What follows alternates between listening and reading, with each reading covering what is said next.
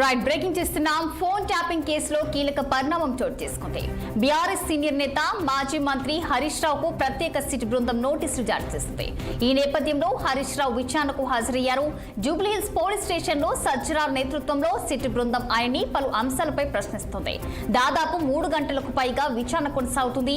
2023 ఎన్నికల సమయంలో జరిగిన ఫోన్ ట్యాపింగ్ వ్యవహారంపై హరీష్ స్టేట్మెంట్ ను సిట్ అధికారులు రికార్డ్ చేస్తున్నారు. మరోవైపు హరీష్ రావుకు సిట్ నోటీసులు ఇవ్వడంపై బీఆర్ఎస్ పార్టీ బగ్గమంటుంది. ఇది కాంగ్రెస్ సర్కార్ డైవర్షన్ పాలిటిక్స్ లో భాగంగా జరుగుతున్న కుట్ర అని బీఆర్ఎస్ ఆరోపిస్తుంది.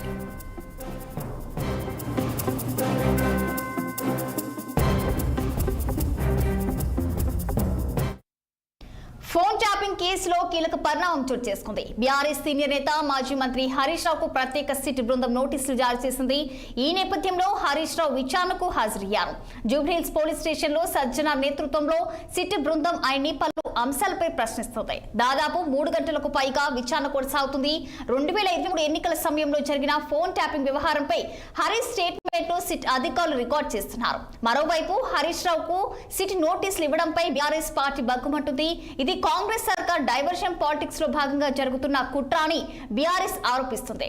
ఇక ఇదే అంశానికి సంబంధించి మరింత సమాచారం మా senior correspondent Mahender Reddy phone line లో అందించేందుకు సిద్ధంగా ఉన్నారు. చెప్పండి మహేందర్, మరి దీనికి సంబంధించిన పూర్తి డీటెయిల్స్. ఫోన్ ట్యాపింగ్ కేసులో మాజీ మంత్రి హరీష్ రావు విచారణ ఇంకా కొనసాగుతుంది. ఉదయం 11 గంటల 15 నిమిషాలకు మొదలైనటువంటి విచారణ ఇంకా కొనసాగుతూనే ఉంది. ఇప్పుడు 3 గంటలు కాబోతుంది కూడా ఇంకా కొనసాగుతూ ఉంది. ఇంకా ఎన్ని గంటల సమయం పడుతుందో అని ఇంకా అయితే అధికారులు చెప్పని పరిస్థితి ఉంది. మరి జూబ్లీహిల్స్ పోలీస్ స్టేషన్ లో ఆ సిటీ సజ్జనార్ నేతృత్వంలో ఈ సిట్ బృందం అయితే హరీష్ రావును విచారిస్తుంది. ఈ సందర్భంగా జూబ్లీహిల్స్ పోలీస్ స్టేషన్ ముందైతే భారీగా పోలీసు అయితే మోహరించారు.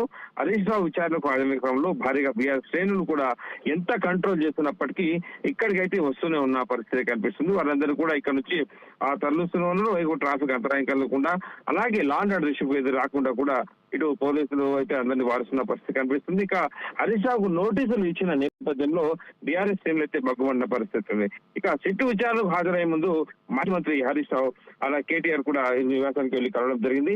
ఇక కేటీఆర్ పార్టీ నేతలతో కలిసి మీడియాతో ఆయన మాట్లాడారు. ఈ సందర్భంగా అంటే కాంగ్రెస్ ప్రభుత్వంపై తీవ్ర విమర్శలు కూడా చేయడం జరిగింది. ముఖ్యమంత్రి రేవంత్ రెడ్డికి తాటాకు చెప్పలకు నేను భయపడపోనని మాజీ మంత్రి అలాగే బీఆర్ఎస్ ఎమ్మెల్యే హరీష్ రావు కూడా అనడం జరిగింది. మరి డైవర్షన్ పాలిటిక్స్ లో భాగంగానే ఫోన్ ట్యాపింగ్ కేసులో తనకు సిట్ నోటీసులు ఇచ్చారని, సీఎం ఆడుతున్న సిల్లీ డ్రామా అని కూడా హరీష్ రావు వ్యాఖ్యానించడం జరిగింది. ఇక అంటే ఇప్పటికైతే 11 గంటల 15 నిమిషాలు ప్రారంభమైనటువంటి సిట్ విచారణ ఇంకా కొనసాగుతూనే ఉంది.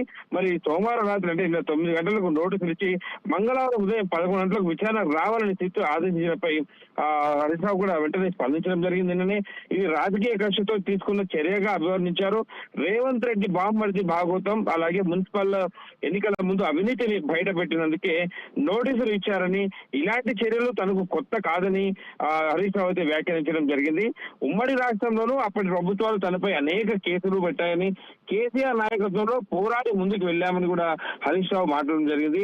6 గ్యారెంటీలు ఇతర హామీలు అమలుపై ఆ ప్రభుత్వాన్ని ప్రశ్నిస్తూనే ఉంటామని కూడా స్పష్టం చేశారు.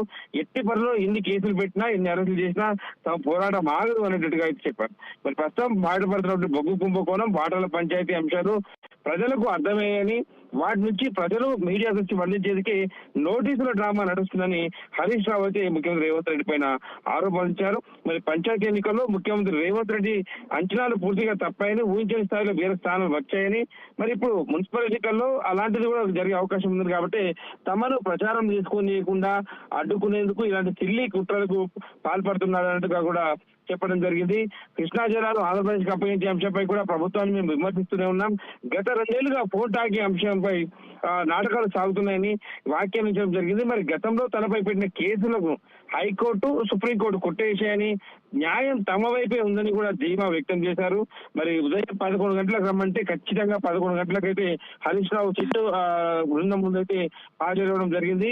ఇప్పుడు 3 కాపర్స్ ఇంకా కూడా అంటే మధ్యాహ్నం జరిగిన కూడా ఇంకా విచారణ అయితే కొనసాగుతుంది. ఇంకా విచారణ ఇంకా ఎంతసేపు జరుగుతుందనేది మాత్రం తెలియరాలేదు. Right, thank you for the updates Mahender.